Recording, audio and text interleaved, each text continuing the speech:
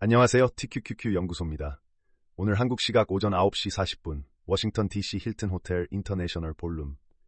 미국 대통령이 검은 정장을 입고 백악관 출입기자단 만찬 무대에 앉아있던 바로 그 순간 호텔 메인 좌석 검색대 앞에서 5발에서 6발의 총성이 터졌습니다. 대통령은 즉시 무대에서 끌려 내려갔습니다. 영부인 멜라니아도 함께 끌려 나갔습니다. 만찬장 안쪽 테이블에 앉아있던 미국 행정부 핵심 인사들이 차례로 바닥에 엎어졌습니다. RFK Jr., 내무장관 더그 버검, 국무장관 마르코 루비오, 보안 요원들이 한 명씩 끌어내 정장 그대로 카펫에 얼굴을 묻혔습니다. 그 사이 검색대 앞에서는 한 명의 시크릿 서비스 요원이 1m도 안 되는 거리에서 산탄총에 직격당했습니다. 트럼프 본인의 표현을 그대로 옮기면 매우 강력한 무기로 매우 가까운 거리에서 쐈는데 조끼가 그 일을 해냈다. 그 한 장의 방탄조끼가 한 명의 미국 시민의 목숨과 미국 정치사의 다음 페이지를 동시에 막았습니다. 이 한 문단으로 끝나는 속보가 아닙니다. 사건이 일어난 호텔이 워싱턴 힐튼이기 때문입니다. 이 이름이 왜 무거운지부터 풀어보겠습니다. 1981년 3월 30일 같은 호텔, 로널드 레이건 대통령이 미국 노동총연맹 연설을 마치고 호텔 측면 출입구에서 리무진으로 걸어가던 중이었습니다. 존 잉클리 주니어가 22구경 권총으로 6발을 발사했습니다. 한 발이 리무진에 튕겨 레이건의 왼쪽 겨드랑이로 들어가 갈비뼈를 부수고 폐를 관통했습니다. 비밀경호국 요원팀 메카시는 자기 몸으로 총알을 막았습니다. 백악관 대변인 제임스 브래디는 머리에 맞아 평생 휠체어를 떠나지 못했습니다. 레이건은 응급실에서 농담을 했습니다. 이 의사들이 모두 공화당원이길 바란다. 45년이 흘렀습니다. 같은 호텔에서 다시 미국 대통령이 총성 속에서 빠져나왔습니다. 이번에는 1981년과 결정적으로 다른 점이 하나 있습니다. 부통령과 내각 전원이 같은 공간에 있었다는 사실입니다. 만약 공격이 만찬장 안쪽까지 뚫고 들어왔다면 미국 정부의 행정 지휘 라인 절반 이상이 한 방에서 사라질 수 있는 시나리오였습니다. 그래서 이 사건의 무게는 단순히 총소리가 났다가 아니라 그 방에 누가 있었는가에서 나옵니다. 사건의 동선을 다시 짚어보겠습니다. 미국 동부 시각 토요일 밤 8시 40분 31세 남성이 분해된 장총을 가지고 워싱턴 힐튼 호텔 안쪽 잠기지 않은 뒷방으로 들어갔습니다. 거기서 무기를 조립했습니다. 이게 첫 번째 핵심입니다. 호텔 정문 검색대를 통과한 게 아니라 호텔 내부 어딘가에 이미 들어와 있었다는 뜻입니다. 손님으로 들어왔는지, 직원으로 위장했는지, 다른 행사 참석자로 위장했는지는 아직 공개되지 않았습니다. 시크릿 서비스가 점검해야 할 보안 구멍이 만찬장 입구가 아니라 호텔 자체에 있었다는 얘기입니다. 조립이 끝난 무기를 들고 그는 만찬장으로 향하는 마지막 보안선, 좌석 게이트 앞으로 걸어 나왔습니다. 거기서 그를 막아선 시크릿 서비스 요원에게 발사했습니다. 산탄총 한 발과 권총. 거리는 1m 안팎. 보안 전문가들이 X에 올린 한 줄이 핵심을 정리해줍니다. 이 거리에서 12게이지 산탄총은 보통 방탄조끼를 관통한다. 그런데 안 뚫렸습니다. 요원은 쓰러졌지만 살아남았습니다. 운이 좋았다는 표현 외엔 다른 단어가 없습니다. 이름은 콜 토마스 앨런, 31세, 캘리포니아주 토런스 거주, 직업 교사. 그것도 그냥 교사가 아닙니다. 2024년 12월 토런스에 있는 C2 에듀케이션이라는 학원에서 이달의 교사로 선정됐던 사람입니다. 그 학원 인스타그램 계정에는 그의 미소 짓는 사진이 한 장 올라가 있었습니다. 학력은 캘리포니아 주립대 도밍게즈 힐스에서 컴퓨터 사이언스 석사를 작년에 받은 것으로 확인됐습니다. 매니페스토는 발견되지 않았습니다. SNS에 폭력을 예고한 흔적도 아직 공개되지 않았습니다. FBI는 수사 중이라는 한 줄만 내놨고 법무장관 직무대행 토드 블렌치는 곧 기소할 것이라고 밝혔습니다. 기자 한 명이 트럼프에게 가장 중요한 질문을 던졌습니다. 이란 전쟁과 관련됐다고 보십니까? 트럼프의 답, 단 한 문장. 그렇게 생각하진 않습니다. 그 이상의 설명은 없었습니다. 같은 주말, 정확히는 사건 발생 8시간 전, 한국 시각 일요일 새벽 1시 49분에 트럼프가 트루스 소셜에 올린 글이 있습니다. 위트코프와 쿠슈너의 이슬람아바드 출장을 취소했다. 미국과 이란이 파키스탄에서 진행하기로 했던 두 번째 라운드의 핵 협상이었습니다. 그걸 가지 않겠다는 것. 이유는 시간 낭비. 그리고 한 줄 덧붙였습니다. We have all the cards. 우리에게 모든 카드가 있다. 여기서 한 가지 질문을 정면으로 다루겠습니다. 이번 사건이 자작극일 가능성. 일부 시청자분들은 분명히 떠올리실 겁니다. 트럼프는 재작년 7월 펜실베이니아 버틀러 유세에서 귀에 총상을 입은 직후 지지율이 반등했고 그 흐름이 11월 대선까지 이어졌습니다. 정치적 충격 사건이 결과적으로 본인에게 유리하게 작동한 전례가 있는 만큼 같은 의심이 따라붙는 건 비합리적이지 않습니다. 그래서 이 의심을 가볍게 무시하는 대신 데이터로만 따져보겠습니다. 자작극 가설을 약화시키는 사실관계가 세 가지 있습니다. 첫째, 시크릿 서비스 요원이 12게이지 산탄총을 1m 거리에서 정통으로 맞았습니다. 보안 전문가들이 이 거리에서는 보통 방탄조끼도 뚫린다고 말하는 거리입니다. 방탄조끼는 흉부만 보호합니다. 머리, 목, 사타구니, 허벅지 모두 무방비입니다. 한 발만 빗나가도 요원이 사망합니다. 자기 요원의 목숨을 1대1 도박에 거는 정치 연출은 운영 리스크가 너무 큽니다. 둘째, 용의자가 살아있는 채로 체포됐습니다. 자작극 시나리오가 성립하려면 사후의 동기 진술이 통제되어야 하는데 살아있는 31세 캘리포니아 시민이 변호사를 선임하고 법정에서 진술하는 순간 이 통제는 깨집니다. 셋째, 그 방에 있던 사람이 트럼프뿐이 아닙니다. JD.com 벤스 부통령, RFK Jr., 더그 버검 내무장관, 마르코 루비오 국무장관, 카롤린 레빗 백악관 대변인, 내각 전원. 만약 진짜 자작극이라면 이 사람들의 안전을 동시에 베팅해야 하는데 한 명이라도 실제 사망하면 행정부 전체가 흔들립니다. 이 정도 리스크를 한 명의 정치인 본인이 감수했다고 보기는 운용상 거의 불가능에 가깝습니다. 자작극 가설을 강화시키는 변수도 있습니다.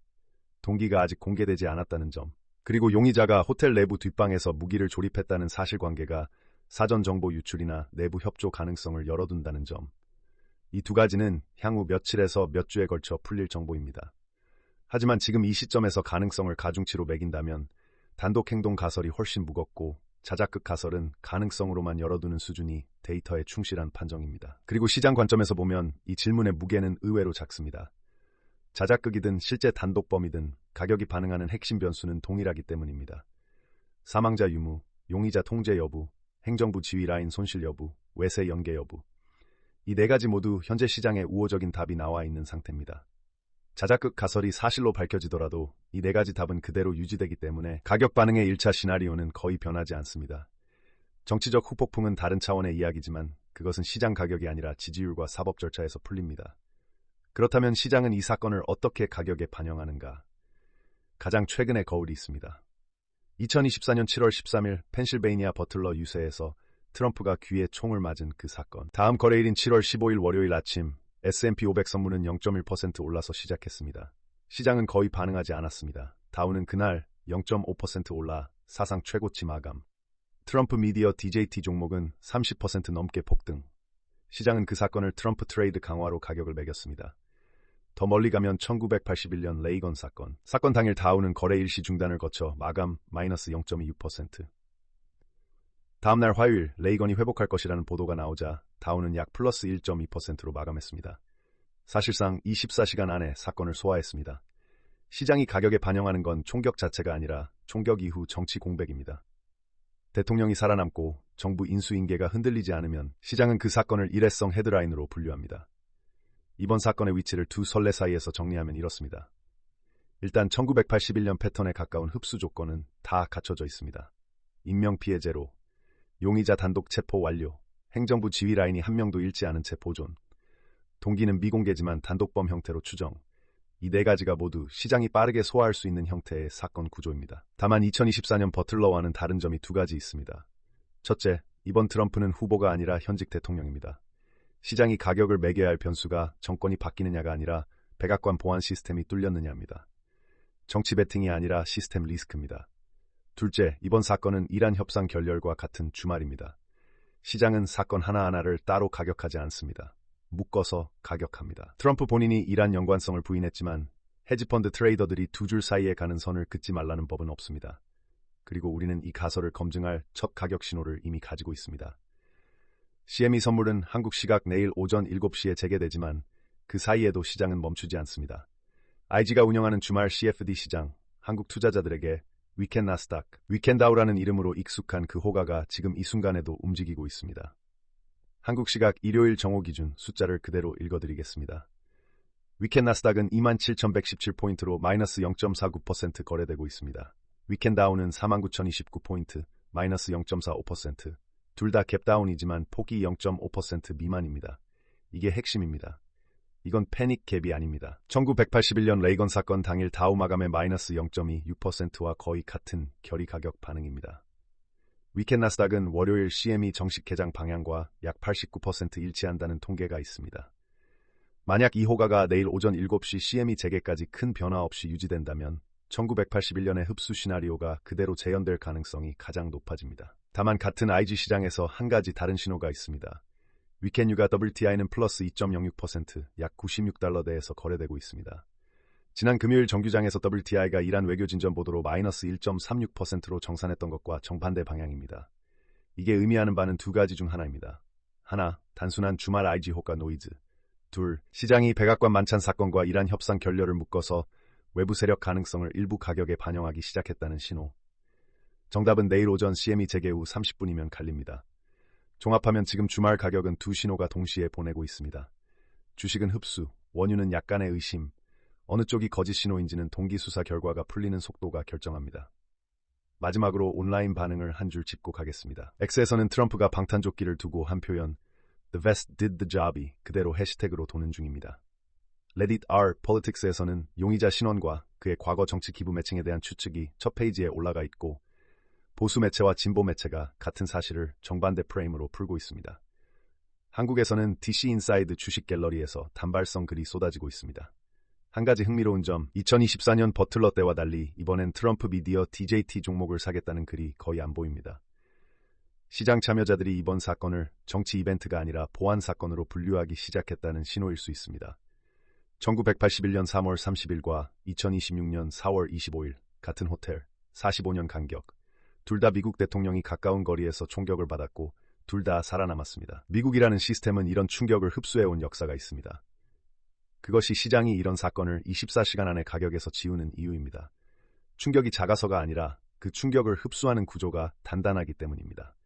그리고 지금 위켄 나스닥의 마이너스 0.49%라는 숫자는 그 흡수 구조가 이번에도 작동하고 있다는 첫 증거입니다. 내일 오전 7시 CME 재개 후 위켄 나스닥과 실제 나스닥 선물의 캡, 위켄 유가의 플러스 2%가 유지되는지 빠지는지, 그리고 동기 수사에서 외부 세력 연계 여부가 언제 확정되는지 이 세 가지를 다음 영상에서 추적하겠습니다.